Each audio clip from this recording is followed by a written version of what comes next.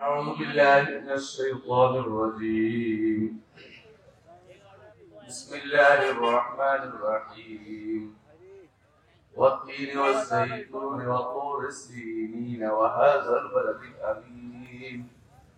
لقد خلقنا الإنسان في أحسن تقويم ثم رددناه أسفل سافلين إلا الذين آمنوا وعملوا الصالحات فلهم أجر غير ممنون فما يكذبك بعد بالدين أليس الله بأحكم الحاكمين بلى.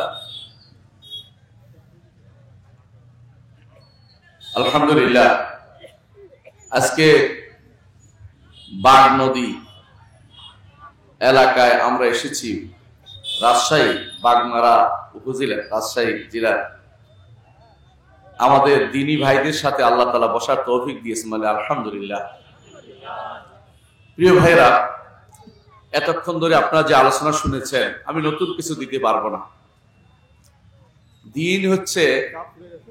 দিন হচ্ছে যা কোরআন এবং সুন্নাহ আছে তা বলা, নতুনত্ব দেওয়ার নাম নয়। এটা বিশ্বাস করেন কিনা? আলহামদুলিল্লাহ। নতুন কথা বলতে গিয়ে আমাদের সমাজে নতুন নতুন বক্তার উদ্যোগ হয়, যে বক্তাদের পিছনে আবার হেমিলনের বাসিওয়ালার মতো অনেকেই দৌড়ায়। নতুন কিছু দেওয়ার জন্য অনেকেই চিন্তা করে, আমরা সেটা দিতে পারবো না। আমরা শুধু কোরআন এবং সুন্নাহ ভিত্তিক বর্ণনা আপনাকে দিতে পারবো। প্রিয় ভাইরা, আপনাকে শুনতে পাচ্ছেন? আলহামদুলিল্লাহ। যেটা বলছিলাম, তাহলে আপনাকে ওই জিনিসটাই আমি জানাবো যে জিনিসটা আল্লাহ তাআলা তার কোরআন এবং রাসূলুল্লাহ সাল্লাল্লাহু আলাইহি ওয়াসাল্লাম হাদিসে বলেছেন। এর বাইরে আমরা যাব না। নতুন নতুন তথ্য দিয়ে তাক লাগিয়ে দেয়া, এটা আমাদের দ্বারা সম্ভব না। আল্লাহ তাআলা কোরআনে কারিমে প্রথম থেকে যখন পড়বেন, কোরআনে কারিমের শুরু থেকে পড়বেন, প্রথম যে নির্দেশ দিয়েছে এটা কি জানেন? কি নির্দেশ দিয়েছে বলতে পারবেন? প্রথম নির্দেশ হচ্ছে ইয়া আইয়ুহান নাস উবুদু রাব্বাকুমুল্লাযী খালাকাকুম। হে মানুষেরা, তোমার ওই রবের ইবাদত করো যিনি তোমাদেরকে সৃষ্টি করেছেন। প্রথম নির্দেশ হচ্ছে রবের ইবাদত করা, যিনি তোমাকে সৃষ্টি করেছেন। দুইটা জিনিস আছে, একটা হচ্ছে রব যিনি হবেন তিনি অবশ্যই স্রষ্টা হতে হবে। রব যিনি হবেন তিনি অবশ্যই স্রষ্টা হতে হবে। ওয়াল্লাযীনা মিন ক্বাবলিকুম লাআল্লাকুম তাত্তাকুন। আচ্ছা, তোমাদের আগে যারা আছে তাদেরকে সৃষ্টি করেছেন। আল্লাযী জাআলা লাকুমুল আরদা ফিরাশা, জমিনকে এত সুন্দর করে বিছিয়ে দিয়েছেন আমাদের জন্য। ওয়া আনজালা লাকুম মিনাস সামাই মাআ, আকাশ থেকে পানি নাযিল করেছেন। ও বলেন কিনা? ফাআখরাজা বিহি মিনাস সামারাতি রিজকাল লাকুম, রিজিকের ব্যবস্থা কে করেন? আল্লাহ। তাহলে রব ওই সত্তা হতে পারেন যিনি সৃষ্টি করেন, যিনি রিজিক দেন। দেখছেন তো একটা আয়াতের ভিতরে সৃষ্টি করেন এবং রিজিক দেন, এবং বৃষ্টি হইতে শুরু করে সবকিছু তিনি পরিচালনা করার কেউ নয়। তাহলে বিশুদ্ধ আকীদার প্রথম কথা হচ্ছে এটা, যেটা আমাকে আলোচনা করতে বলা হয়েছে, সেটা হচ্ছে আমরা এমন এক রবের ইবাদত করি যিনি আমাকে সৃষ্টি করেছেন। আল্লাযী খালাকানি ফাহুয়া ইয়াহদিন, যিনি সৃষ্টি করেছেন তিনি আমাকে হেদায়েত দেন। ওয়াল্লাযী ইউতঈমুনি, আর যিনি আমাকে খাবার দেন। ওয়ায়াসকিন, আমাকে পান করান। ওয়াল্লাযী, আর ওই সত্তা যিনি আমি অসুস্থ হইলে তিনি আমাকে সুস্থতা দান করেন। কে বলছে? ইব্রাহিম আলাইহিস সালাম বলছে আপনি কার ইবাদত করেন? বলছে আমি তো ওই আল্লাহর ইবাদত করি যিনি আমাকে সৃষ্টি করেছেন, যিনি আমাকে খাবার দেন, যিনি আমার রিজিক দেন, যিনি পান করান, যিনি আমি অসুস্থ হলে সুস্থতা দান করেন। কে করে এটা? আল্লাহ। তাহলে সুস্থ আকীদা হচ্ছে এটা, যে আমার একজন স্রষ্টা আছে, যেই স্রষ্টা, আমার একজন রব আছেন যিনি সৃষ্টি করেছেন আমাকে, যিনি আমার সব নির্বাহ করছেন। আমাকে সন্তান কে দেয়? আল্লাহ। আমাকে বিয়ে শাদী কে করাই দিবে? আল্লাহ। আমাকে দুনিয়া চলার জন্য আর্থিক ব্যবস্থা কে করবে? আল্লাহ। আল্লাহ তাআলাকে এই বিষয়গুলোতে একান্ত করা, এইটা হচ্ছে আল্লাহকে রব মানা। আল্লাহকে যদি কোনো রব মানতে হয় তাহলে এটা বিশ্বাস করতে হবে আল্লাহ তাআলা জগৎ সৃষ্টি করেছেন, জগতের সবকিছু তিনি পরিচালনা করেন। জগৎ সূর্য পূর্ব থেকে পশ্চিম দিকে আনে আল্লাহ। অনুরূপভাবে এই যে একজন মানুষকে জীবন মৃত্যু কে দেয়? আল্লাহ।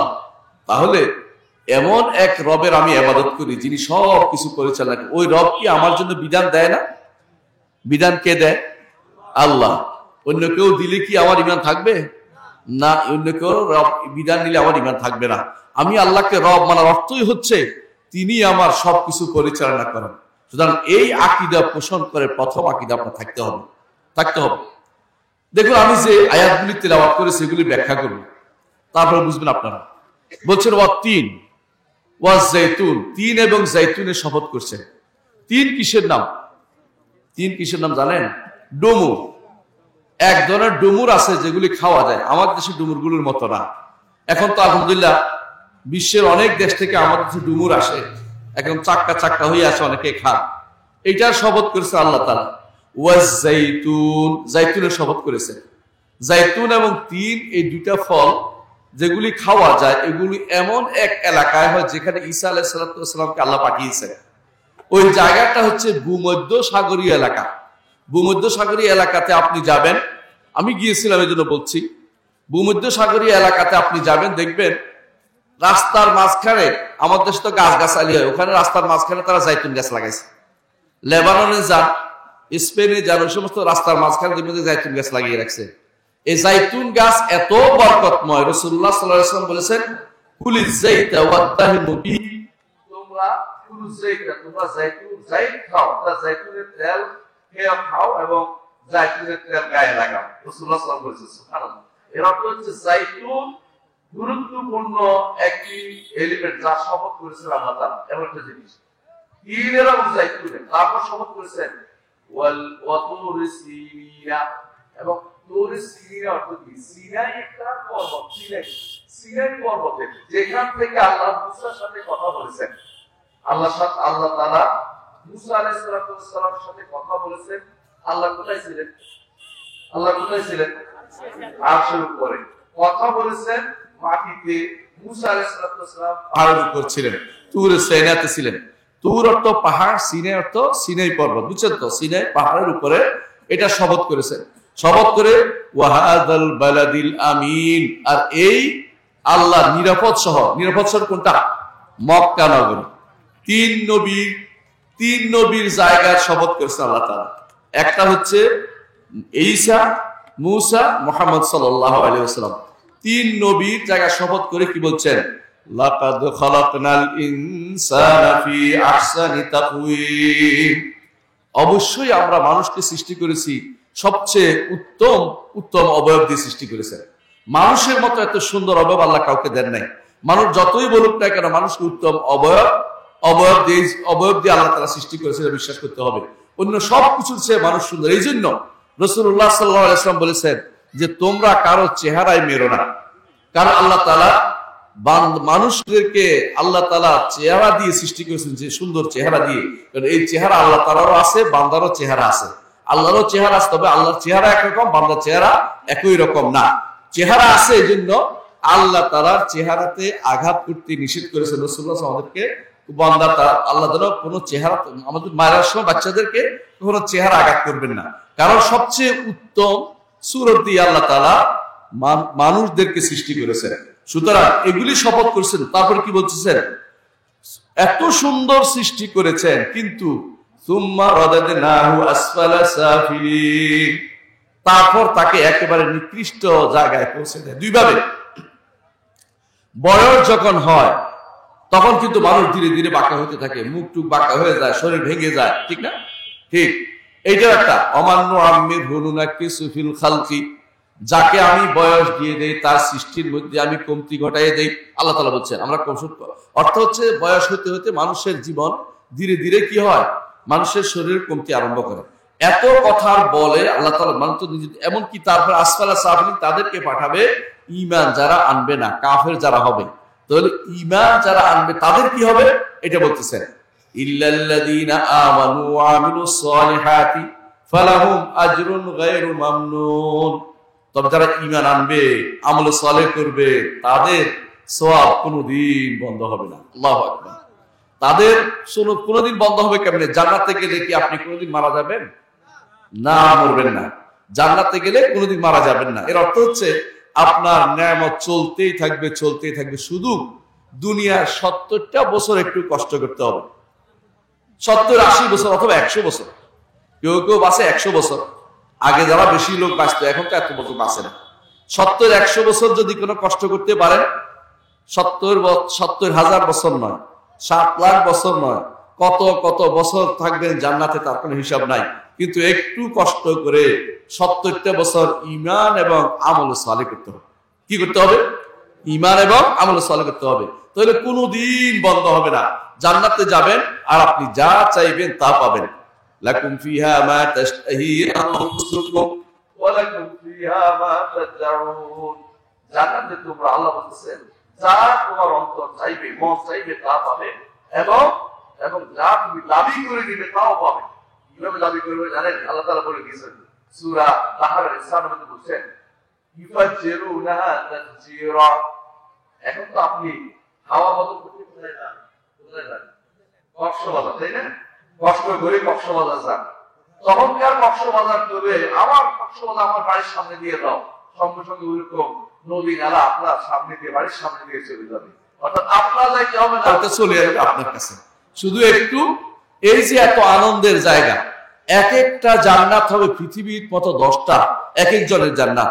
এত বিশাল জান্নাত এমন হবে যে আপনি গাছের, এক একটা গাছের ছায়া আপনি চলতে পারবেন 100 বছর। 100 বছর চললেও শেষ হবে না। বিশাল গাছ রব্বুল আলামিন আপনার জন্য জান্নাতে আপনি গাছ রোপণ করেছেন নিজে হাতে, সহিহ হাদিস দ্বারা প্রমাণিত। এর অর্থ হচ্ছে আপনার জন্য এমন কিছু করে রেখেছেন। আল্লাহ তাআলা কোরআনে কারীমে জন্য বলছেন, কি বলেছেন? ফালা তা'লামু নাফসুম মা উখফিয়া লাহুম মিন কুররাতি আয়ুন। কোন মানুষ জানে না তার জন্য অন্তঃকুশিতকারী জিনিস কি আমি রেখে দিয়েছি জান্নাতের মধ্যে। আল্লাহু আকবার। প্রিয় ভাইরা, আমি যদি আপনাকে দিতে পারি সর্বোচ্চ কত দিতে পারবো? আমার যতটুকু ক্ষমতা আছে এর বাইরে দিতে পারবো না। কিন্তু রব্বুল আলামিনের অপার ক্ষমতা, তার ক্ষমতার কোনো শেষ নেই। তিনি যখন জান্নাতে আপনাকে দিবেন, আপনি কল্পনা করতে পারবেন না, আপনি চিন্তা করতে পারবেন না যে কি জিনিস আপনার জন্য রেখে দিয়েছে। এই জন্য মুহাম্মদ রাসূলুল্লাহ সাল্লাল্লাহু আলাইহি ওয়াসাল্লাম বলেছেন, ফিল জান্নাতে মা লা আইনুন রাআত। জান্নাতে এমন জিনিস রাখা হয়েছে যা কোনো চোখ কোনোদিন দেখেনি, ওয়ালা উযুনুন সামিআত, কোনো কান কোনোদিন শুনেনি, ওয়ালা খাতারা আলা কলবি বাশার, কোনো মানুষের অন্তরে উদিত হয়নি, এমন জিনিস আল্লাহ তাআলা রেখে দিয়েছেন। সেদিন আপনি জান্নাতের সব নিয়ামত পেয়ে এত খুশি হয়ে যাবেন, আল্লাহ তাআলা বলবেন, কি বলবেন? আল্লাহ তাআলা বলবেন, হে আমার বান্দারা, তোমাদেরকে কি বাড়িয়ে দিব না? আপনার অন্তর বলবে, আপনি স্পষ্ট বলবেন, তখন সহিহ হাদিসে এসেছে, আপনি বলবেন, কি বাড়িয়ে দিবেন? আর আলাম তুবাইয়িদ উজুহানা, আপনি কি আমাদের জন্য চেহারা শুভ্র করে দেননি? আলাম তুদখিলনাল জান্নাহ, আপনি কি জান্নাতে প্রবেশ করাননি? ওয়ালাম তুবাইদনা মিনান নার, আপনি কি জাহান্নাম থেকে আমাদেরকে দূরে সরিয়ে দেননি? কি দিবেন? মানে কোনো কিছু আর আপনার মাথায় আসতেছে না। কি চাইবেন? কি চাইবেন? আপনি মনে উদিত হচ্ছে একটা জিনিস, দেখবেন তো সামনে হাজির। সুবহানাল্লাহ। এই অবস্থা আপনার জান্নাতে বিরাজ করবে, এই অবস্থা আপনার থাকবে। কিন্তু আল্লাহ তাআলা বলবেন, লাদাইনা মাজিদ, আমার কাছে একটা বাড়তি আছে তোমাদের জন্য একটি বাড়তি জিনিস আছে, যে জিনিস আমি তোমাদেরকে এখন দিব, যেটা তোমাদের সবচেয়ে বেশি বড় নিয়ামত হবে। সেটা কি? আল্লাহ রাব্বুল আলামিনকে দেখা। আল্লাহ রাব্বুল আলামিনকে দেখা। আল্লাহ তাআলা তখন তার পর্দা উন্মোচন করবেন, তখন আল্লাহ রাব্বুল আলামিনকে আমরা তার চেহারা দেখতে পাবো। তার চেয়ে বড় নিয়ামত আল্লাহর জমিন আমরা কোনোদিন কিছু পাইনি আর পাবো না। আল্লাহকে দেখা হচ্ছে সবচেয়ে বড় নিয়ামত। আর দুনিয়াতে আল্লাহকে জানা হচ্ছে সবচেয়ে বড় নিয়ামত। যেই ব্যক্তি দুনিয়াতে আল্লাহকে জানতে পারেনি, তার মতো হতভাগা আল্লাহ দুনিয়াতে আর নাই। এই আল্লাহকে জানতে হলে ঈমান থাকতে হবে, আকীদাটা বিশুদ্ধ করতে হবে। জান্নাতে যেতে হলে, জান্নাতে থাকতে হলে দুনিয়ার বুকে ঈমান ও আকীদা বিশুদ্ধ করতে হবে। প্রিয় ভাইরা, আকীদা এমন একটা জিনিস, এটা কেউ যদি বলে যে আমার আকীদা নাই, তো মিথ্যা কথা বলছে। আকীদা তো বিশ্বাস, মানুষ মাত্রই বিশ্বাস করে। আপনি বিশ্বাস করেন, বিশ্বাস করার কারণে আপনার মসজিদের পাশে ঘরটা বানান না? বানান কিনা? কেন? যেন আজান শুনতে পান। আরেকজনের মসজিদ থেকে দূরে চলে যায়, কেন? আজানের শব্দ তার সহ্য হয় না, তারও একটা বিশ্বাস যে এইটা শোনা যাবে না। আরেকজনে ওই মন্দিরের কাছে বাড়ি বানাচ্ছে, আরেকজনের প্যাগোডার কাছে বাড়ি বানাচ্ছে, আরেকজন নদীর কাছে বাড়ি বানাচ্ছে।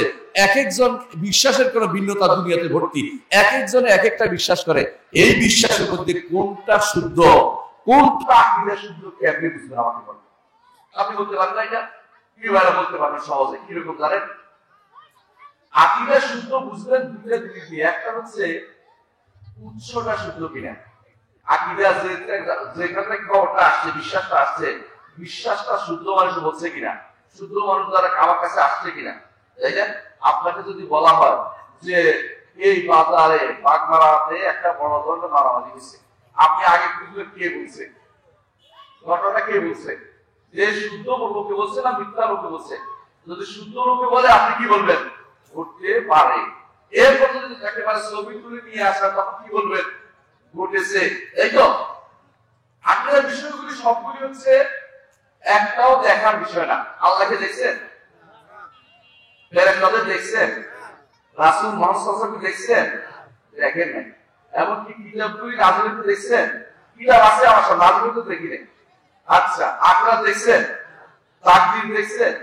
তাহলে অর্থ হচ্ছে এটা আকীদা হচ্ছে বিশ্বাস হচ্ছে ওইটাই যেটা আমি না দেখে বানাচ্ছি, না দেখে বানাচ্ছি। এটা যদি বিশ্বাস করতে হয় তাহলে অবশ্যই সত্যবাদীর কথা ছাড়া বিশ্বাস করা যাবে না। সত্যবাদী হচ্ছেন মুহাম্মদুর রাসূলুল্লাহ সাল্লাল্লাহু আলাইহি ওয়াসাল্লাম।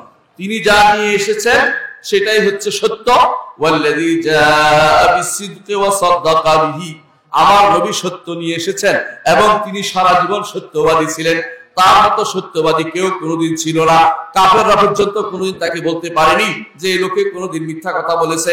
একবার মুহাম্মদুর রাসূলুল্লাহ সাল্লাল্লাহু আলাইহি ওয়াসাল্লাম কি বললেন?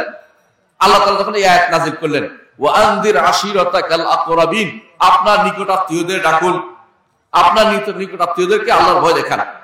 রাসূল কি বললেন? ওয়া সাবাহা ওয়া সাবাহা ওয়া সাবাহা, তিনবার বললেন। আরবের সমস্ত লোকেরা খবর যারা পাইছে, সবাই কুরাইশ সবাই দৌড়ে পাঠিয়ে দিল যে এই লোকে তো কোনোদিন কিছু বলে না, ঘটনা ঘটছে কিছু একটা, দেখ আমরা যাইয়া দেখি। যে যায় নাই, লোক হলেও পাঠাইছে, যাইতে পারে না, লোক হলেও পাঠাইছে। বসার পরে ওখানে আসার পর রাসূলুল্লাহ সাল্লাল্লাহু আলাইহি ওয়াসাল্লাম বললেন, আমি যদি তোমাদেরকে বলি এই উপত্যকার পিছনে একদল বাহিনী তোমাদের আক্রমণ করতে আসছে, তোমরা কি বিশ্বাস করবে? বলে অবশ্যই বিশ্বাস করবো, কারণ আপনি কোনোদিন মিথ্যা কথা বলেন না। আল্লাহু আকবার। রাসূলুল্লাহ সাল্লাল্লাহু আলাইহি ওয়াসাল্লাম কোনোদিন মিথ্যা কথা বলেন না। যে মানুষটি নিজের জন্য মিথ্যা বলেন না, আল্লাহর উপর মিথ্যা কথা কেন বলবেন আমাকে বলো? কোনোদিন তিনি মিথ্যা কথা বলেন নাই। রাসূলুল্লাহ সাল্লাল্লাহু আলাইহি ওয়াসাল্লাম যখন কাবা ঘরের হাজরে আসওয়াদ কে লাগাবে এই নিয়ে ঝগড়া চলছিল, তখন তারা বলছে এই দরজা দিয়ে যে প্রথম আসবে তাকে দিয়ে আমরা কাবা ঘরের হাজরে আসওয়াদ লাগাবো। এমন সময় ঢুকছে মুহাম্মদুর রাসূলুল্লাহ সাল্লাল্লাহু আলাইহি ওয়াসাল্লাম। তারা কি বলছে? হাযাল আমিন, এই তো আমিন আসছে, অর্থাৎ এই বিশ্বস্ত লোক আসছে, এই লোক দিয়ে আমরা এই কাজটি করাবো। রাসূল নিজ হাতে কাবা ঘরের সেই জায়গাটা তুলে লাগাই দিলেন। অন্যদের বললেন যে ধরো ধরো, সবাই ধরলো, কিন্তু নিজে তুলে লাগাই দিলেন। তিনি হচ্ছেন জাহিলি যুগেও তিনি সত্যবাদী ছিলেন, ইসলামের পরও তিনি সত্যবাদী। এই লোকটি যে বিধান নিয়ে এসেছেন তা অবশ্যই সহিহ এবং বিশ্বস্ত, এবং সেটাই হচ্ছে আকীদা। মুহাম্মদুর রাসূলুল্লাহ সাল্লাল্লাহু আলাইহি ওয়াসাল্লাম যে আকীদা দিয়েছেন আমাদেরকে, এর চেয়ে সহিহ আকীদা আর কিছু হতে পারে না। এই সহিহ আকীদা হচ্ছে আল্লাহর উপরে ঈমান আনতে হবে এবং ফেরেশতাদের উপর ঈমান আনতে হবে এবং তাকদীরের উপর ঈমান আনতে হবে, আখিরাতের উপর ঈমান আনতে হবে, কিতাবের উপরে এবং রাসূলদের উপর ঈমান আনতে হবে। এই 6টি কয়টা? এই 6টি জিনিসের উপর ঈমান আনা হচ্ছে সহিহ আকীদা, বুঝছেন? এখন যদি আপনি বলি, আমি শুরু করি, আমি দেখব যে কতজন সহিহ আকীদা আছেন। আল্লাহর উপর ঈমান। আল্লাহর উপর ঈমান বলতে কি বোঝায়? কে বলতে পারবেন? আল্লাহর উপর ঈমান হচ্ছে যদি মনে করেন আমার আল্লাহ একজন আছে, তিনি আমাকে সৃষ্টি করেছেন, তিনি আমাকে জীবন দেন, তিনি আমাকে মৃত্যু দেন, তিনি আমাকে রিজিক দেন, তিনি আমাকে দুনিয়া সবকিছু দিচ্ছেন, ঈমান হয়ে গেছে? আল্লাহর উপর ঈমান হয়ে যাবে? না, হবে না। একটু আংশিক হয়েছে, অংশ হয়েছে, একটা অংশ হয়েছে। এর সাথে যুক্ত হতে হবে কি? তিনি অবশ্যই তার নাম আছে, গুণ আছে, এগুলি তাকে রাখতে হবে। আল্লাহ বলে দিয়েছেন ওয়ালিল্লাহিল আসমাউল হুসনা ফাদউ বিহা, আল্লাহর নাম আছে, গুণ আছে, এগুলো দিয়ে আল্লাহকে ডাকতে হবে। এর অর্থ হচ্ছে একটু বাড়ছে, 2 নম্বরটা বাড়ছে। 3 নম্বর, যে আল্লাহ আছেন, যে আল্লাহ সৃষ্টি করেছেন, জীবন দিচ্ছেন, মৃত্যু দিচ্ছেন, যে আল্লাহর নাম আছে, গুণ আছে, একমাত্র তারই ইবাদত করতে হবে, কারো ইবাদত করা যাবে না। এই তিনটি জিনিস যতক্ষণ পর্যন্ত না হবে ততক্ষণ পর্যন্ত ঈমানদার হইতে পারবেন না। ততক্ষণ পর্যন্ত আপনার আকীদা শুদ্ধ হয় নাই, আকীদা শুদ্ধ আপনার হয় নাই।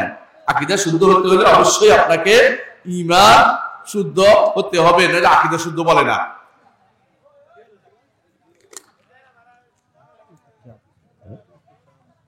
প্রথম কাজ হচ্ছে, তাহলে প্রথম কাজ যেটা সেটা হচ্ছে অবশ্যই আমার ঈমানটা শুদ্ধ হতে হবে, আকীদার আল্লাহর উপর ঈমানটা।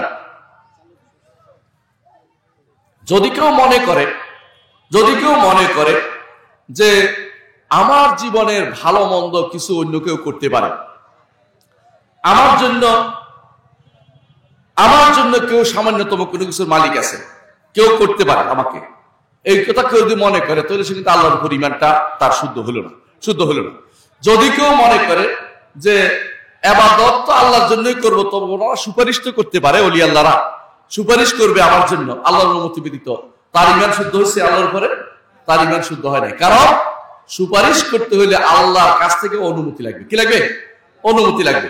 এবং আল্লাহ তাআলা শুধুমাত্র তাদের জন্য সুপারিশ করতে অনুমতি দিবেন যাদের ঈমান আছে, যার ঈমান নিয়ে কবরে যায় না, তার জন্য আল্লাহ কোন সুপারিশ অনুমতি দিবেন না। আল্লাহ তাআলা কোরআনে কারীম বলে দিয়েছেন, মানযাল্লাযী ইয়াশফা'ু ইনদাহু ইল্লা বিইজনিহি। এমন কি আছে যে আল্লাহর কাছে সুপারিশ করবে আল্লাহর অনুমতি ব্যতীত?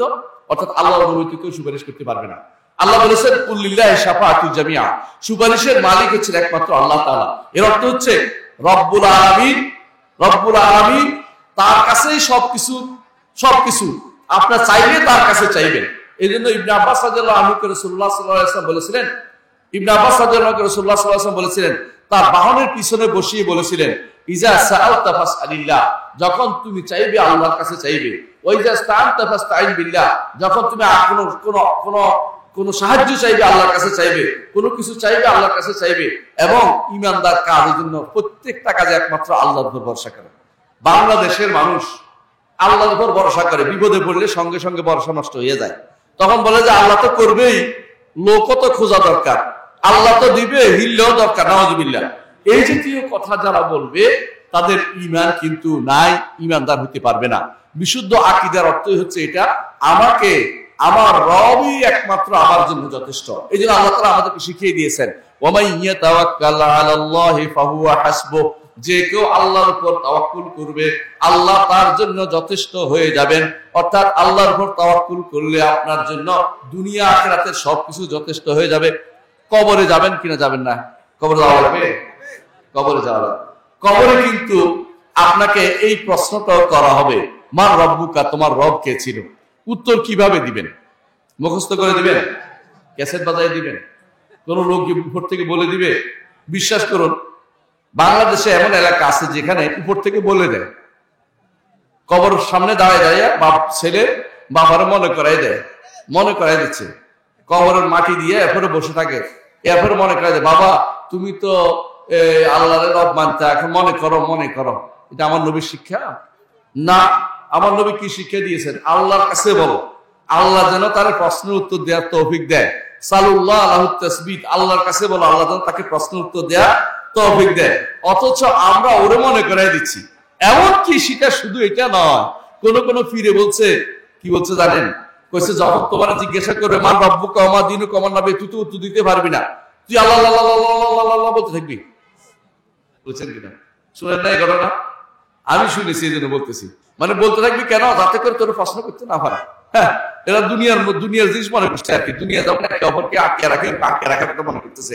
কত দুর্ভাগা এরা মনে করে কেউ যে তাদের লোক বাঁচানোর জন্য হাসনের মাঠে চলে আসবে জাহাজ নিয়ে, হাসনের মাঠে জাহাজ নিয়ে চলে আসবে। এবং কি একজন বলছে, আমি স্বপ্নে দেখছি, কি স্বপ্ন দেখছে? কিয়ামত কায়েম হয়ে গেছে।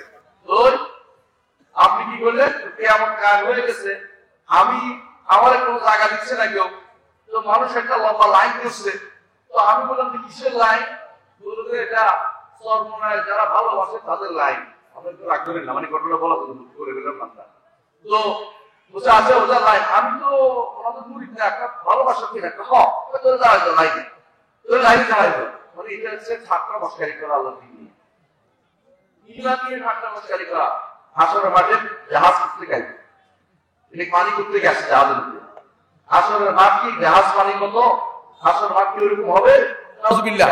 এদের যে বিশ্বাস, এই বিশ্বাসগুলো কত নিকৃষ্ট আপনি কি চিন্তা করে দেখেছেন?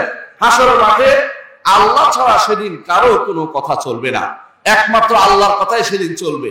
আল্লাহ ছাড়া কারো কথা সেদিন চলবে না, সেখানে কোনো কথা, সেখানে কথা বলতে পারবে না। ইয়াউমাইযিন, সেদিন আল্লাহ তাআলা বলছেন লা তাকাল্লামু নাফসুন ইল্লা বিইজনি, আল্লাহর অনুমতি ব্যতীত কোনো বান্দা কথা বলতে পারবে না, কোনো বান্দা কথা বলতে পারবে না। আল্লাহর অনুমতি হলে শুধু কথা বলবে। এর আগে করতে কি করবে? ফালা তাসমাউ ইল্লা হামসা, শুধুমাত্র ক্ষীণ স্বরে কথা বলতে পারবে, এর বাইরে কেউ উচ্চ স্বরে কথা বলার ক্ষমতা সেদিন থাকবে না। আর সেদিন জাহাজ নিয়ে তিনি আসবেন। আপনাদেরকে বোকা বানানো হয়, মানুষদেরকে এদেশে কিছু শিরকি আখড়া তৈরি হচ্ছে, এগুলি আকীদা বিশ্বাস নষ্ট করে আমাদেরকে জাহান্নামের পথ দেখানো হচ্ছে।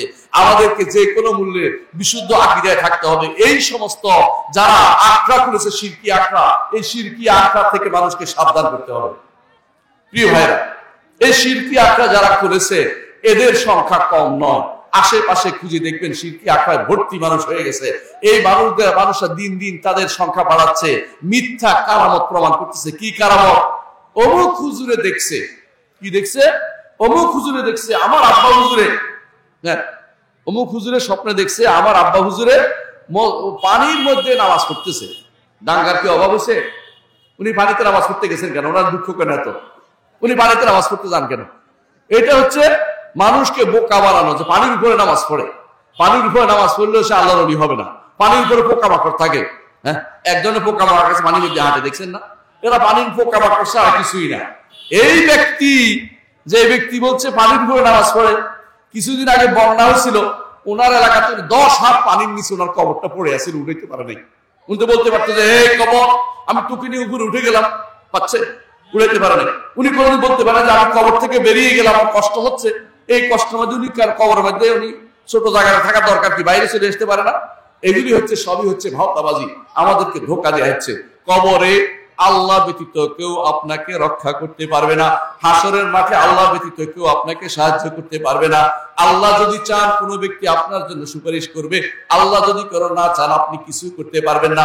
আপনার কষ্ট হতেই থাকবে, হতেই থাকবে, হতেই থাকবে, যতক্ষণ পর্যন্ত আপনার জন্য কারো সুপারিশ হবে, অথবা মুহাম্মদুর রাসূলুল্লাহ সাল্লাল্লাহু আলাইহি ওয়াসাল্লাম আপনাকে বাঁচানোর চেষ্টা করবেন। কিভাবে? আল্লাহর কাছে সিজদায় পড়ে যাবেন, আল্লাহ তাআলা তিনি বলবেন যে ঠিক আছে, আপনি যাকে যে কালেমা পড়েছে ঈমান ঠিক আছে, এরকম মানুষকে আপনি জান্নাতের পথে নিয়ে আসুন। কিন্তু আকীদা যদি নষ্ট হয়, যদি কেউ বিশ্বাস করে যে আমার হুজুরে গায়েব জানে, যদি কেউ বিশ্বাস করে আল্লাহ সর্বত্র বিরাজমান, যদি কেউ বিশ্বাস করে যে আমার হুজুরে এমন ক্ষমতা যে তিনি ছেলেকে মেয়ে করে দিতে পারেন, ছেলেকে মেয়ে করে দিতে পারেন, ছেলেকে মেয়ে করে দিতে পারেন, মেয়েকে ছেলে করে দিতে পারেন। আব্দুল কাদের জিলানী সেই ঘটনা আপনারা সকলে শুনছেন। সেটা কি? আব্দুল কাদের জিলানী এক মহিলা মুরিদ উপস্থিত, কি দিল? আমার স্বামী বলছে যদি এবারও যদি আমার মেয়ে হয় তাহলে আমার তিনি তালাক দিয়ে দিবেন। আচ্ছা, এখন আব্দুল কাদের জিলানী নাকি কি করছে? মোরাকাবা করছে, বসে দেখছে যে এখনো তার পেটের ভিতরে কি মেয়ে, এই মহিলার পেটের ভিতরে মেয়ে।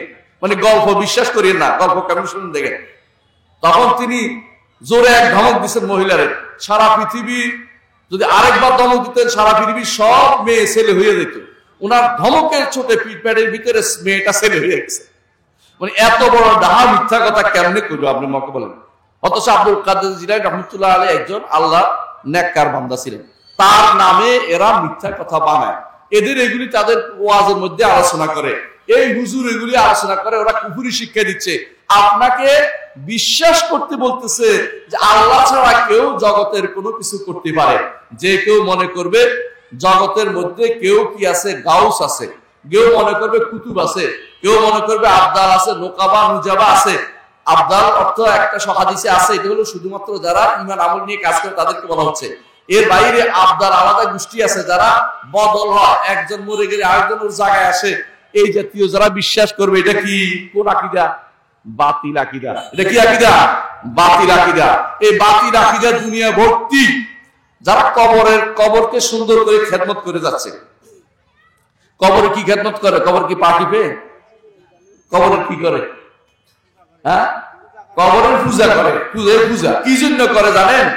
কারণ যদি বলতে পারেন যে এইখানে হুজুরের কেরামতিতে এই ঘটনা ঘটছে, বিকাল পর্যন্ত মহিলা সহ একটা বিরাট গোষ্ঠী হাজির হয়ে যাবে, 10 লাখ হাজির হইতে কোনো আপত্তি নেই, এরকম হাজির হয়ে যাবে। আমাদের ঝিনাইদহ একবার এক লোকে চাপকল দিছে। চাপকল ছিলেন? চাপকল, মাটির কল। তো চাপকলের পানি খাইয়ে এক মহিলা বলতেছিল যে আমার পেটের ব্যথা ভালো হয়ে গেছে। বিকাল পর্যন্ত খবর হয়ে গেছে পুরো এলাকায় যে ওইখানে চাপকলের পানি খাইলে সব মানুষ ভালো হয়ে যায়। তখন বিকাল পর্যন্ত পুরো এলাকাতে 10,000-এর বেশি মহিলা হাজির হয়ে গেছে। এমনকি যখন তারা বন্ধ করে দূরে দিল, ওখানকার মাটি পর্যন্ত নিয়ে গেছে কা মহিলারা। বুঝছেন তো কথা? কি করছে? মানে তারা মনে করছে এই সুযোগ আর পাবে না, এই সুযোগ আর পাবে না। এই সুযোগ শুধু এই এলাকা, মানে শুধু ঝিনাইদহ বলছি না, একটা বিশাল এলাকা আছে যেখানে এই জাতীয় কাজগুলি করা হয়। আমি ওই দিন ইয়াতে ব্রাহ্মণবাড়িয়া গেছিলাম।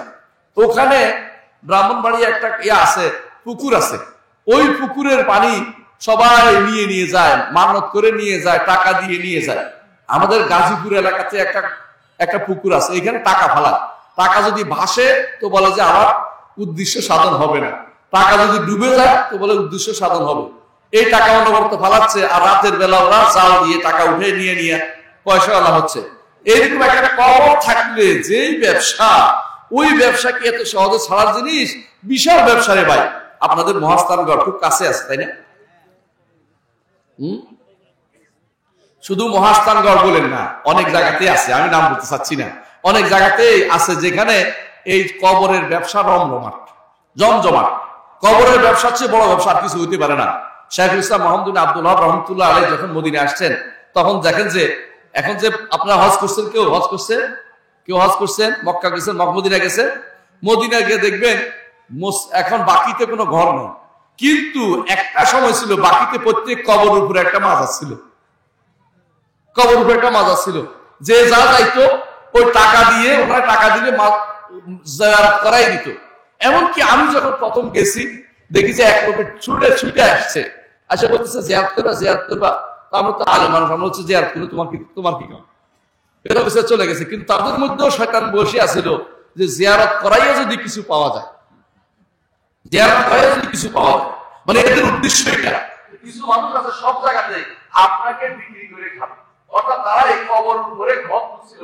শাইখুল ইসলাম মুহাম্মদ বিন আব্দুল ওয়াহাব রাহমাতুল্লাহ আলাইহি ওই সময়ে ইমাম মুহাদ্দিস ওহদি বলছিলেন যে এগুলি সরাই দিতে হবে, তখন তিনি এগুলি সরাই দিচ্ছে, কবরটি সরাই দিচ্ছে। এই জন্য আমাদের দেশে তথাকথিত সুন্নিরা কান্নাকাটি করে বলে যে ওহাবিরা আমাদের মাজার ধ্বংস করে দিয়েছে। মাজার তো ধ্বংসের জিনিসই, মাজার সৃষ্টি করা জিনিস নয়, মাজার ধ্বংস করতে হবে।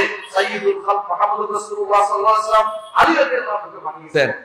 আলী রাদিয়াল্লাহু আনহু আবুল হাইয়াজ আল আসাদিকে পাঠিয়েছেন যে যত উঁচু কবর দেখবে সবগুলি ভেঙে মাটির সমান করে দিবে, এক বিঘত উঁচু রাখবে শুধুমাত্র, অর্থাৎ বেশি উঁচু রাখতে পারবে না। আর কবরে কোনো নাম লেখা যাবে না। হাদিসে আছে রাসূলুল্লাহ সাল্লাল্লাহু আলাইহি ওয়াসাল্লাম নিষেধ করেছেন, কোন কবরের দিকে ফিরে সালাত আদায় করা যাবে না, কবরকে বাধাই করা যাবে না। আর এখন আমাদের দেশে সব দিয়ে হচ্ছে। এটা কি সহিহ আকীদা? এগুলি কি বাতিল আকীদা নয়? এই বাতিল আকীদার উপর নির্ভর করে সারা দিন মানুষ চলতেছে। সারা দিন এই যে পাগলার মসজিদে প্রতি মাসে পাগলার মসজিদে কয় লাখ টাকা উঠে বলেন তো? কোটি কোটি টাকা। পাগলার মসজিদে যে ব্যক্তি একটা টাকা দিবে তার ঈমান শেষ। একটা টাকা দিলে ঈমান শেষ। একটা টাকাটা আটা দিলে ঈমান শেষ। কেন জানেন? কেন টাকাটা দিচ্ছে আমাকে বলেন তো? উদ্দেশ্য পূরণের জন্য। এমনি কেউ টাকা ফালাই দিয়ে আসে না, হয় উদ্দেশ্য পূরণের জন্য, পাগলা আমার উপর খুশি হবে এই জন্য। দুটো একটা। যে কেউ মনে করবে যে আমার উদ্দেশ্য পূরণ হবে এখানে দিলে, সেই ব্যক্তি সঙ্গে সঙ্গে কাফের হয়ে যাবে। কথা বলছেন কিনা? কারণ পাগলার জন্য দিছে, আল্লাহর জন্য দেয় নাই। আল্লাহর জন্য দিলে তার পাশের বাড়ির মসজিদটা কি ছিল? পাশের মসজিদটা ছিল, ওখানে দেয় না। ওই মসজিদে দিতে হবে কেন? কারণ এটা পাগলার মসজিদের জন্য। পাগলাকে খুশি করতে পারলে আল্লাহ খুশি হয়ে যাবে, এই আশায় বসে আছেন। যে ব্যক্তি এটা মনে করবে সে ব্যক্তি তো সঙ্গে সঙ্গে ঈমান হারা হয়ে গেছে। সেই ব্যক্তি কবরে গেলেও কিছু পাবে না, হাসরের দিনও কারো সুপারিশ পাবে না, কারণ সে ঈমান হারা হয়ে গেছে। আমাদের দেশ থেকে শত শত গাড়ি মাঝে মধ্যে দেখি, শত শত গাড়ি যাচ্ছে কোথায়? শাহজালাল শাহপরানের মাজার জিয়ারত করতে। আপনাদের থেকে অনেক দূর আছে, এই জন্য আপনারা যান না, আল্লাহর শুকরিয়া আদায় করেন যে আমরা যাই না। আপনাদের থেকে কেউ যায় না ইনশাল্লাহ, ঠিক না? ইনশাল্লাহ যায় না, আপনাদের এখান থেকে কিছু যায় না। কিন্তু আপনি দেখবেন সেই পূর্বাঞ্চল যেগুলি আছে ওখানে পুরা প্রতি শুক্রবারে চলতেছে, পুরা বিশাল বিশাল গাড়ি ভর যাচ্ছে। কোথায় যায়? কেউ 8 রশি, কেউ 16 রশি, কেউ 22 রশি, কেউ বা ওই কেউ যাচ্ছে মাজারে, কেউ চট্টগ্রামে, কেউ সিলেটে। মনে হয় পুণ্যভূমি নাম দিছে এগুলিকে। পুণ্যভূমি হচ্ছে মক্কা মদিনা, পুণ্যভূমি হচ্ছে বাইতুল মাকদেস। এর বাইরে কোনো জায়গা পুণ্যভূমি নাই, কোনো জায়গা পুণ্যভূমি নাই। কেউ যদি মনে করে যে আজমির শরীফ অথবা বাগদাদ শরীফ পুণ্যভূমি, সে তো ভুল আকীদা আছে, কারণ ওখানে কোনো পুণ্যভূমি বলতে কোনো কিছু নাই। সুতরাং ভুল আকীদার ছড়াছড়িতে আমরা পড়ে আসি একটা পুরো বিভ্রাটের মধ্যে। এই জন্য প্রত্যেকটি মানুষকে সহিহ আকীদা ঠিক শিখতে হবে, ঈমানকে ঠিক করতে হবে। ঈমান যদি ঠিক না থাকে, কবরে গেলে আপনার জন্য কোনো কিছু অপেক্ষা করে নাই। শুধুমাত্র যখন প্রশ্ন উত্তর দিতে পারবেন না, তখন শুধুমাত্র জাহান্নাম আপনাকে জাহান্নাম থেকে আপনার জন্য লাইন করে দেওয়া হবে, শাস্তি ভোগ করতে থাকবেন। সেই শাস্তি কোনোদিন বন্ধ হবে না, কোনোদিন বন্ধ হবে না। আর হাসরের মাঠেও শাস্তি চলবে, জাহান্নাম এরপরে জাহান্নামে দিয়ে দেওয়া হবে, সেখানে তার চিরকাল আপনার শাস্তি হতে থাকবে, কোনোদিন বন্ধ হবে না। আর যদি আপনার আকীদা শুদ্ধ থাকে, ঈমানটা ঠিক ছিল, গুনাহ খাতা ঈমানদার মানুষের হবে। কুল্লু বনি আদম খাত্তা, খায়রুল খাত্তাইন আত-তাওয়াবুন। বনি আদম মাত্রই গুনাহ করে, উত্তম গুনাহকারী হচ্ছে ওই ব্যক্তি যে ব্যক্তি তওবা করে। আপনার আমার গুনাহ হবে না এটা বলার কোনো কারণ নাই, কিন্তু তওবা করে আল্লাহর কাছে যেতে পারছি, অথবা আপনার জন্য কেউ আল্লাহর কাছে মাফ চাইছে, ক্ষমা চাইছে, তাও কিন্তু আপনার গুনাহ ক্ষমা হবে, কিন্তু ঈমান না থাকলে কিছু হবে না। এজন্য আকীদার গুরুত্ব এত বেশি, বিশুদ্ধ আকীদার গুরুত্ব এত বেশি যে আপনি যদি কোনো ঈমান না থাকে তাহলে আপনি কোনোদিন কোনো ক্ষমা পাবেন না। বিশুদ্ধ আকীদার গুরুত্ব এত বেশি আপনার জন্য, মনে রাখবেন। এজন্য ঈমান না থাকলে আপনার কোনো কাজে আসবে না, ঈমান না থাকলে কিছু আসবে না। আর ঈমান আছে, গুনাহ করেছেন, আপনি কত রকমের ক্ষমা করে দেখেন। একজন ঈমানদার যদি কোনো পকেটে হাত রাখিয়ে কিছু না পায়, তাতেও তার গুনাহ মাফ। কথা বলছেন কিনা? কষ্ট হচ্ছে না? পকেটে হাত রাখিয়ে আপনি কষ্ট করে খুঁজে পাচ্ছেন না, একটা জিনিস কষ্ট হচ্ছে, এটা তো গুনাহ ক্ষমা হয়। আল্লাহু আকবার। একজন মানুষ যদি কোনো ব্যথা বেদনার অসুখ হয়, তাতেও গুনাহ ক্ষমা হয়। কিন্তু ঈমানদারের সেটা, কাফেরের না, কাফেরের না, ঈমানদার হতে হবে। একজন মানুষকে রাসূলুল্লাহ সাল্লাল্লাহু আলাইহি ওয়াসাল্লাম বলেছেন, যদি 40 জন এমন লোকে তার জন্য দোয়া করে যারা শিরিক করে নাই, আল্লাহ তাকেও ক্ষমা করে দিবেন। আল্লাহু আকবার। অর্থাৎ আপনার জানাজা যদি কোনো সহিহ আকীদার লোকেরা দেয়, আপনার জানাজা যদি কোনো বিশুদ্ধ আকীদার লোকেরা দেয়, আপনি ক্ষমা পেয়ে যাবেন, আপনার গুনাহ ক্ষমা হয়ে যাবে। সুবহানাল্লাহ। এমনকি অন্য হাদিসে 100 জনের কথা আসছে, অন্য হাদিসে এক গোষ্ঠীর কথা আসছে, সবগুলি শুদ্ধ। অর্থাৎ অন্তত 40 জন যদি কোনো কেউ এমন ব্যক্তি থাকে যারা আকীদা বিশ্বাস শুদ্ধ, তারা কোনোদিন শিরিক করে না, তারা কুফরি করে নাই, মুনাফিকি করে নাই, এই মানুষগুলো যদি কারোর জন্য দোয়া করে, আল্লাহ তাকে ক্ষমা করে দিবেন। অর্থাৎ তার জানাজার সময় তার ক্ষমা হয়ে গেছে। যখন বলবো আল্লাহুম্মা গফির লাহু ওয়ারহামহু ওয়াআফিহি ওয়াফু আনহু ওয়াকিম নুজুলাহু, আল্লাহ তাআলা তাকে ক্ষমা করে জান্নাতের ব্যবস্থা করে দিবেন। কবরে গেলে প্রশ্ন উত্তরের ব্যবস্থা করে দিবেন। তার জন্য ক্ষমা যেহেতু হয়ে গেছে, ঈমান নিয়ে আসে, এর চেয়ে উত্তম ব্যক্তি আর কেউ হতে পারে না। ইল্লাল্লাযীনা আমানু ওয়া আমিলুস সালিহাতি ফালাহুম আজরুন গায়রু মামনুন। তবে ওই ব্যক্তি সফল কাম, যে ব্যক্তি ঈমান নিয়ে যেতে পারবে এবং আমলে সালেহ নিয়ে যেতে পারবে।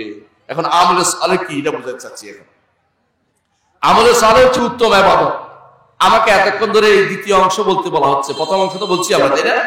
বুঝছি তো ঈমান কাকে বলে। ঈমান হচ্ছে, আবারও বলছি, সব আল্লাহর সাথে সম্পৃক্ত। আল্লাহর সত্তা, আল্লাহর কর্ম, দুটো হচ্ছে রুবুবিয়ত বলে। আল্লাহর নাম ও গুণ, এটাকে আসমা ও সিফাত বলে। আল্লাহর অধিকার, এটা হচ্ছে আল্লাহর ইবাদত করতে হবে। 5টা জিনিস আল্লাহর জন্য নির্ধারণ করে যাবেন কবর পর্যন্ত। আপনার ঈমান শুদ্ধ হবে, আপনি জান্নাতে যেতে পারবেন। 5টা জিনিস, বেশি কিছু না। 5টা জিনিস আপনার কাছে চাই। সেটা হচ্ছে আল্লাহ তাআলা সত্তাকে বিশ্বাস করবেন, আল্লাহ তাআলার কর্মগুলি আল্লাহ বিশ্বাস করবেন, জগতে যা কিছু আছে তিনি সৃষ্টি করেছেন, তিনি চালান বিশ্বাস করবেন, তিনি সবকিছুকে পরিচালনা করে বিশ্বাস করবেন, আর নাম ও গুণ আল্লাহ স্বীকৃতি দিবেন, আর সবশেষে একমাত্র আল্লাহর ইবাদত করবেন। কিন্তু ইবাদত করতে গিয়ে কাকে অনুসরণ করবেন? ইবাদত কেমনে করবেন? ইবাদত করতে হলে মুহাম্মদুর রাসূলুল্লাহ সাল্লাল্লাহু আলাইহি ওয়াসাল্লাম যেভাবে, যেই পদ্ধতিতে, যেই সংখ্যায় ইবাদত করেছেন, সেইভাবে, সেই পদ্ধতিতে, সেই সংখ্যায়, সেই স্থানে আপনাকে ইবাদত করতে হবে, নইলে আপনার ইবাদত কবুল হবে না। মুহাম্মদুর রাসূলুল্লাহ সাল্লাল্লাহু আলাইহি ওয়াসাল্লাম তিনি প্রতি সালাতের পরে 33 বার 34 বার আপনাকে পড়তে বলছে, তাই না? 33 বার সুবহানাল্লাহ আলহামদুলিল্লাহ পড়তে বলছে। আপনি মনে করেন যে রাউন্ড ফিগার পড়বো, 33 ভগ্নাংশ রাউন্ড ফিগার কত? 50 একটা রাউন্ড ফিগার, অথবা 100 রাউন্ড ফিগার। এই রাউন্ড ফিগার করলে কিন্তু আপনার এই ইবাদত কবুল হচ্ছে না। এই সময় না, অন্য সময় আপনি হাজারবার পড়ার আপত্তি নাই। সালাতের পরে আপনাকে 33 ঠিক রাখতে হবে আপনাকে এখানে, কারণ আমার নবী এখানে 33 বার শিক্ষা দিচ্ছে, আপনি 33 ঠিক রাখতে হবে এখানে। নবীর দেখানোর সংখ্যা ঠিক রাখতে হবে আপনাকে, ঠিক কিনা বলেন? আমার নবী মুহাম্মদুর রাসূলুল্লাহ সাল্লাল্লাহু আলাইহি ওয়াসাল্লাম তিনি রুকু করেছেন একটা না দুইটা? একটা। প্রতি রাকাতে একটা রুকু করেছেন, অন্য সালাত বাদ দিয়ে এক সালাতে শুধুমাত্র এটা ডবল রুকু আছে, এটা আপনারা জানেন। আপনি মনে করলেন যে সেজদা দুটো, রুকু একটা হবে, কি রুকু দুটো করে দিন, খারাপ বুঝছেন? দেখতে তো ভালোই, আমি ইবাদত করতেছি, আমি কিছুই করতেছি না, আমি ইবাদত করতেছি। আপনার এই সালাতটা গ্রহণযোগ্য হবে? হবে না। আপনি যে একটা ইচ্ছাকৃত 3টা সেজদা করেন, তো 3 একটা সুন্দর সংখ্যা, 3 বার করবো, আল্লাহ সবকিছু 3, আমি রুকু সেজদা 3টা করবো, সালাত হবে? হবে না। কারণ আমার নবীকে এই সব জায়গাতে ইবাদতের ক্ষেত্রে কোনো কিছু নবী মুহাম্মদ সাল্লাল্লাহু আলাইহি ওয়াসাল্লাম বলেননি, এমন কোন ইবাদত কেউ করতে পারবেন না, এমন কোন ইবাদতকে গ্রহণ করা হবে না। ইমাম মালিক রাহমাতুল্লাহ আলাইহি বলেছেন, কি বলেছেন? যে এই জিনিস সাহাবায়ে কেরামের যুগে দিন হয় না, কিয়ামত পর্যন্ত এটা কোন দিন হইতে পারে না। এইজন্য আপনার আমার ইবাদত যেন সাইয়্যিদুল খালক মুহাম্মদুর রাসূলুল্লাহ সাল্লাল্লাহু আলাইহি ওয়াসাল্লামের মত হয়, এটা খেয়াল রাখতে হবে। যদি তার কোনো কিছুতে অনুসরণে উল্টাপাল্টা হয়ে যায়, আপনার ইবাদত আল্লাহর দরবারে গ্রহণযোগ্য হবে না। আপনার ইবাদত আল্লাহর দরবারে গ্রহণযোগ্য হবে না। ইবাদত শুদ্ধ হতে হলে মুহাম্মদুর রাসূলুল্লাহ সাল্লাল্লাহু আলাইহি ওয়াসাল্লামকে সব দিক দিয়ে অনুসরণ করতে হবে। কিসে অনুসরণ করবেন? সংখ্যার দিক থেকে, জায়গার দিক থেকেও। জায়গা বুঝছেন কিনা?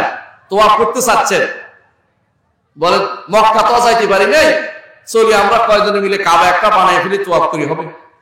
হবে নাকি?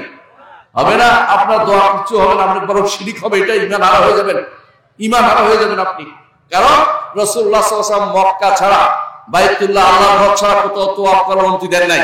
এর অর্থ হচ্ছে স্থানও নির্ধারিত, পদ্ধতিও নির্ধারিত।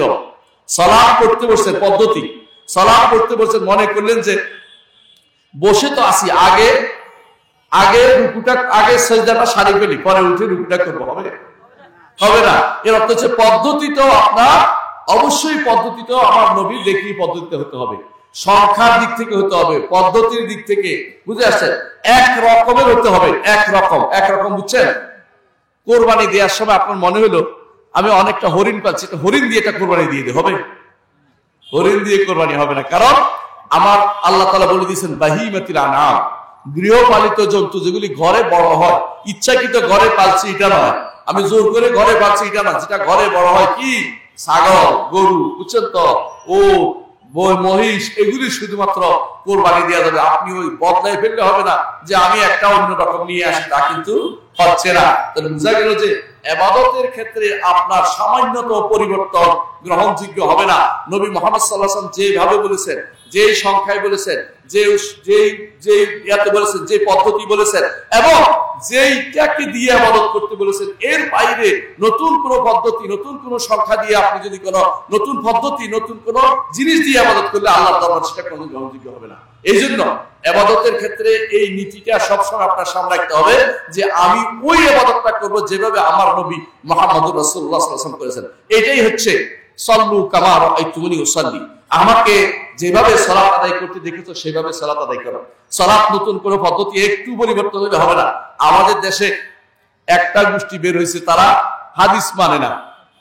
আচ্ছা বলেন তো, হাদিস না মানলে সালাতটা কেমনে পড়বে? পারবে? পারবে না, কিয়ামত পর্যন্ত পারবে না। কয় রাকাত পড়বে? হ্যাঁ, কয় রাকাত পড়বে? কেমনে, কোনটা আগে করবে কোনটা পরে করবে? দাঁড়ায় কি হিসাবে? কোথায় বলছে দাঁড়াইতে আগে? কোনো দিনে সালাত করতে পারবে না। এরা হাদিস মানে না, তারা জাকাতও দিতে পারবে না। জাকাত কে, কোনটা জাকাত দিতে হবে কোরআনে কারিম বলে দিছে। কয়টা ইয়ার জাকাত দিতে হবে, কোনটার কতটা জাকাত দিতে হবে রাসূল বলে দিয়েছেন। বুঝে আসছে কথাটা? হজ কেমনে করবে আমাকে বলেন। আজকে যদি আমি আরাফার মাঠে যাই বসে থাকি, সব হবে? কিন্তু 9 তারিখ গেলে সব হবে? সব হবে। 10 তারিখ যদি কেন মিনাতে বসে সব হবে? হবে। কিন্তু আজকে যদি মিনা যায় সব হবে? হবে না। কিন্তু আপনার কোরআনে কারিমে কোথায় বলে দিচ্ছে 10 তারিখে থাকতে হবে, এটা 9 তারিখে থাকতে বলছে? কে বলছে এটা? মুহাম্মদ রাসূলুল্লাহ সাল্লাল্লাহু আলাইহি ওয়াসাল্লাম। সুতরাং যারা হাদিস মানে না তারা ইসলামকে মানে না, তারা আসলে ঈমানদার নয়।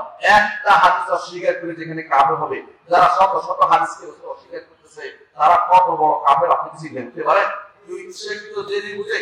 ইচ্ছাকৃত জেনে বুঝে মুহাম্মদ রাসূলুল্লাহ সাল্লাল্লাহু আলাইহি ওয়াসাল্লাম একটা হাদিসকে অস্বীকার করে কাফের হয়ে যাবে। সেখানে যারা রাসূলের হাদিসগুলিকে অনবরত অস্বীকার করে যাচ্ছে তারা কিন্তু ঈমানদার থাকে না। এখন বলতে পারেন অনেকে হাদিসে আমল করে না। আমল না করা অস্বীকার করা এক কথা না, কথা খেয়াল রাখবেন। আমল করে না তারা শয়তানে পাইছে, মনের ভিতরে অপরাধবোধ আছে, ইস সুন্নতটা পড়লাম না, বুঝছেন না কথাটা? আর একটা হচ্ছে মানি না, দুইটার মধ্যে বিশাল পার্থক্য। অনেক মানুষ আল্লাহর পর তার একটা কি আছে, অপরাধবোধ কাজ করতেছে, আমি এই কাজটা কেন করলাম, আল্লাহ যদি ক্ষমা না করে আমার ক্ষমা হবে না, আল্লাহর কাছে ক্ষমা চাই। এটা হচ্ছে ঈমানদারের কাজ। ঈমানদার সবসময় আল্লাহর কাছে ক্ষমা চায়। আর ওই ব্যক্তি যারা ফাসিক ফাজের বেশি খারাপ, ওরা কি করে? কাফের। ওরা আল্লাহর উপরে, আল্লাহ তাআলা যেটা করি নাই যে অপরাধবোধটা তার মধ্যে থাকে না, বরং অস্বীকার করে, বেপরোয়া হয়ে যায়, অহংকার করে। হ্যাঁ, অনেক সময় তো আপনাদের কাছে কেউ মানব ধর্ম প্রচার করতে আসে। আজকেও শুনে গেছেন আপনারা কি বলছে, মানুষের সেবা করাই পরধর্ম। এটা কি ঠিক নেই? এটা তো মিথ্যা কথা। তারা এলেমের দৌড় বোঝা গেছে। এই সমস্ত মানুষ আপনাদের জনপ্রতিনিধি হবে এক সময়, পরবর্তী দেখবেন যে এরা আপনাদেরকে ভুল পথে নিয়ে যাবে। কেউ যদি মনে করে কাকে আমাকে পথ দেখাবে, তো সে ময়লার টাকায় নিয়ে যাবে, ভালো টাকা দিতে পারবে না। আমি যেটা বলতে চাচ্ছি সেটা হচ্ছে, আপনারা নিজেরা শিক্ষিত না হলে আপনাদেরকে বোকা বানানো হবে। আপনারা শিখবেন দিন কোনটা আর শরীয়ত কোনটা। দিন হচ্ছে আল্লাহর দেয়া বিধান। এইটাতে কেউ বলতে পারবে না যে অমুকটা বড় ধর্ম, অমুকটা বড় ধর্ম না। আল্লাহ তাআলা যে ইসলাম দিয়েছে এর চেয়ে বড়, এর চেয়ে গ্রহণযোগ্য কোনো দিন আপনার কাছে হতে পারে না। যে ব্যক্তি ইসলামকে পছন্দ করছে না, ইসলামের কোনো কিছুর চেয়ে অন্য কিছুকে বড় করে দেখতেছে, সেই ব্যক্তি ঈমানদার থাকতে পারবে না। বুঝছেন কথাটা? কারণ সকালে উঠে কি বলেন? রাদিতু বিল্লাহি রাব্বান ওয়া বিল ইসলামি দীনান ওয়া বি মুহাম্মাদিন নাবিয়্যান। আমি আমার আল্লাহকে রব হিসাবে মেনে আমি কি করলাম? সন্তুষ্ট প্রকাশ করলাম, ইসলামকে দ্বীন হিসেবে মেনে সন্তুষ্ট হলাম, এবং মুহাম্মদ রাসূলুল্লাহ সাল্লাল্লাহু আলাইহি ওয়াসাল্লামকে আদর্শ, আমার আদর্শ, জীবন আদর্শ হিসেবে নিয়ে, আদর্শ প্রচারক হিসেবে নিয়ে, এবং আদর্শ আমার একমাত্র আদর্শ হিসেবে নিয়ে আমি সন্তুষ্ট প্রকাশ করলাম। আর কর্মকাণ্ডে উল্টাটা করেন না? করেন কিনা? যে ব্যক্তি কুফরি মতবাদকে নিয়ে এসে চালু করছেন আপনার দেশে, কুফরি মতবাদকে প্রচার করে দিচ্ছে, সে ব্যক্তি মুহাম্মদ রাসূলুল্লাহ সাল্লাল্লাহু আলাইহি ওয়াসাল্লামের আদর্শকে যথেষ্ট মনে করছে? কখনো করছে না। এই ব্যক্তির ঈমান কোথায় যায় আপনি চিন্তা করে দেখুন। আমরা ব্যক্তি বিশেষকে বলি নাই, আম কথা বলেছি। কোন ব্যক্তি বিশেষকে এভাবে বলবেন না, কাফের বলবেন না। কিন্তু যারা এটা করে তারা কাফের এভাবে বলবেন, কারণ এটা আল্লাহ রাসূলের নির্দেশ। যে ব্যক্তি এটা করবে সে ব্যক্তি কাফের হবে, আর যে ব্যক্তি এটা ভালো করবে সে ব্যক্তি ঈমানদার থাকবে। ইল্লাল্লাযীনা আমানু ওয়া আমিলুস সালিহাতি, যারা ঈমান আনবে, আমল সালেহ করবে, ফালাহুম আজরুন গায়রু মামনুন, তার কোনদিন কোনো আজর সওয়াব কোনদিন কমতি হবে না, তার সওয়াবের কোনো সামান্যতম কমতি হবে না। ফামা ইউকাযযিবুকা বা'দু বিদ্দীন, এত কিছুর পরে আল্লাহর দ্বীনের ব্যাপারে মিথ্যারোপ করবে। দ্বীন অর্থ কি? দুইটা অর্থ। একটা হলো আখিরাতের কথা বলা হচ্ছে, জাযা, আল্লাহ তাআলার কাছে যে জাযা পাবে, এটাকে অস্বীকার করার কিছু আছে?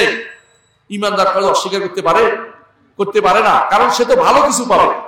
আর যে ব্যক্তি কাফের, সে অস্বীকার করবে, সে তো ভালো আশা করে না, সে তো আখিরাতে বিশ্বাস করে না। কিন্তু ঈমানদার আখিরাতে বিশ্বাস করে। আখিরাতের কোনো একটা পর্ব যদি কেউ অস্বীকার করে, কেউ জান্নাত যেতে পারবে না।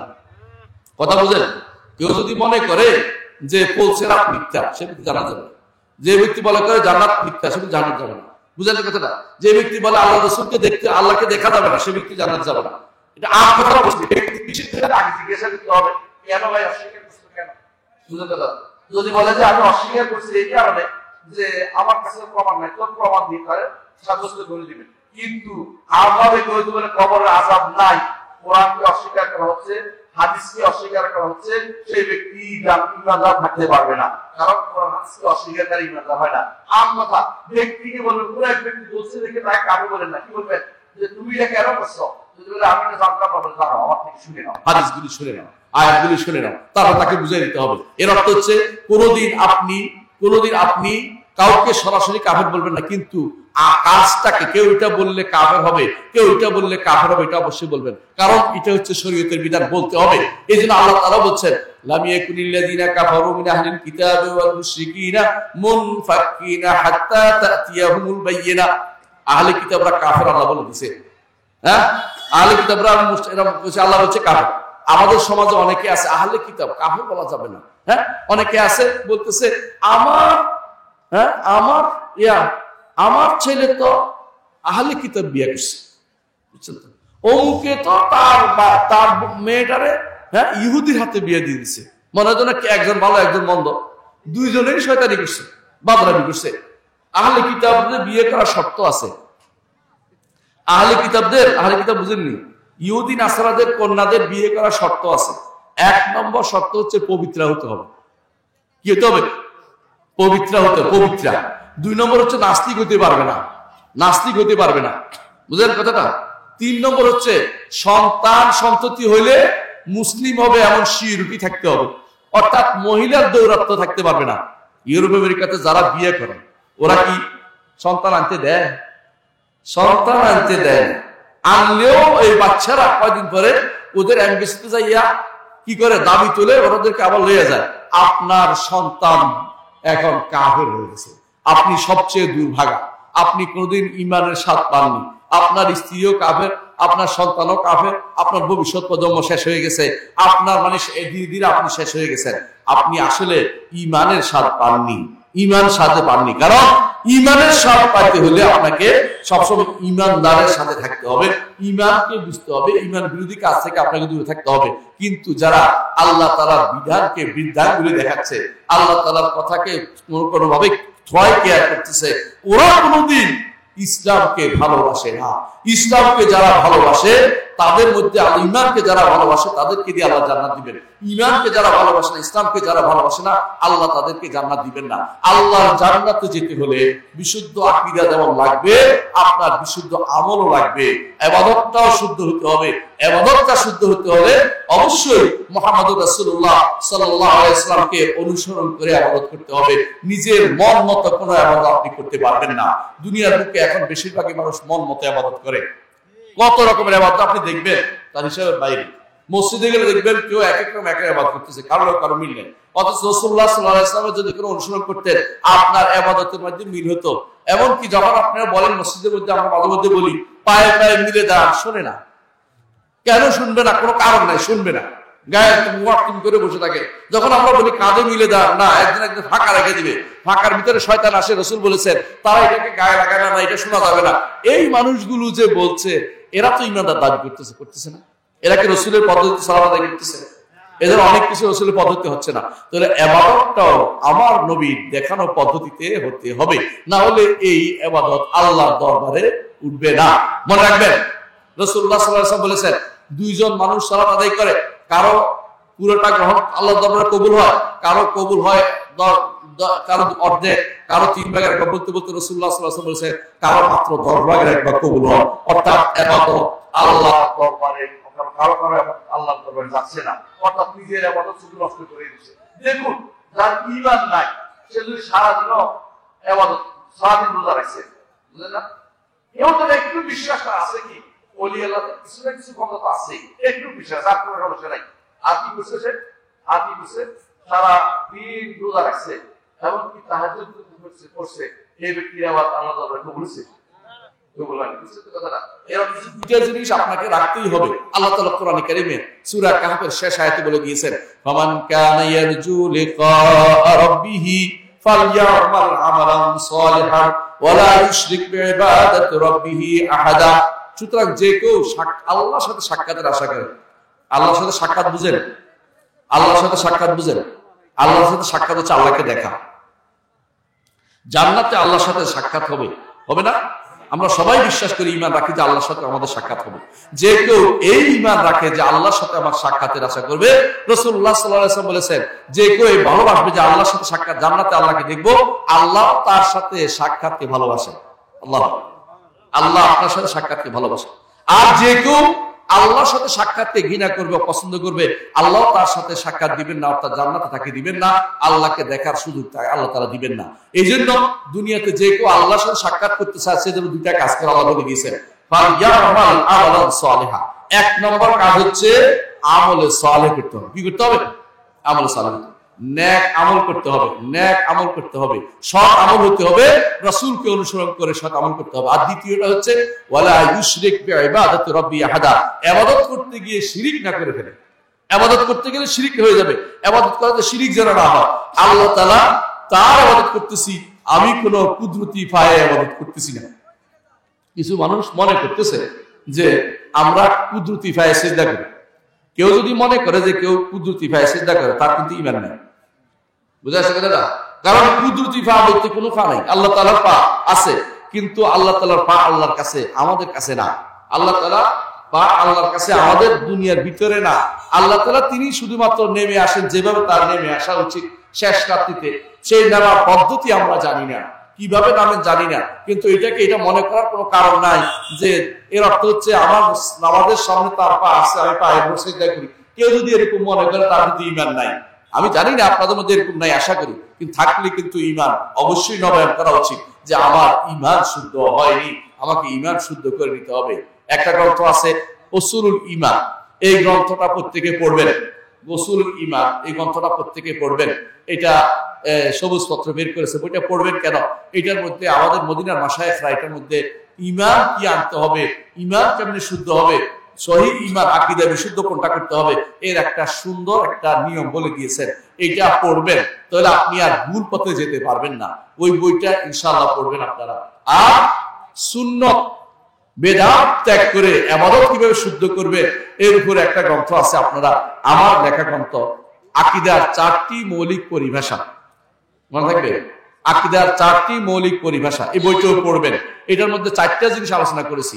1 নম্বর হচ্ছে তাওহীদ, 2 নম্বর হচ্ছে এর বিপরীতটা কি? শিরক, 3 নম্বর হচ্ছে সুন্নাহ, এর বিপরীতটা 4 নম্বর কি? বেদাত। এই 4টা জিনিস আলোচনা করেছি। এই 4টা জিনিস প্রত্যেকটি মানুষের পড়া দরকার, পড়ে পড়ে মানুষকে সাবধান করা দরকার। এর মাধ্যমে আপনি ঈমানকে ঠিক রাখবেন, বিশুদ্ধ আকীদা ঠিক রাখবেন, এবং দ্বিতীয় যে কাজটা করবেন সেটা হচ্ছে আপনার ইবাদতটা শুদ্ধ করবেন, এবং সুন্নাহ বিরোধী যে কোনো কাজকে আপনি প্রত্যাখ্যান করবেন। সুন্নাহ বিরোধী এটা আমি করব না, যত রকমই হোক না কেন। আকুলু কওলি হাযা ওয়া আস্তাগফিরুল্লাহ লি ওয়া লাকুম ওয়া লিসাইরিল মুসলিমিন ইন্নাহু হুয়াল গফুরুর রহিম। আল্লাহ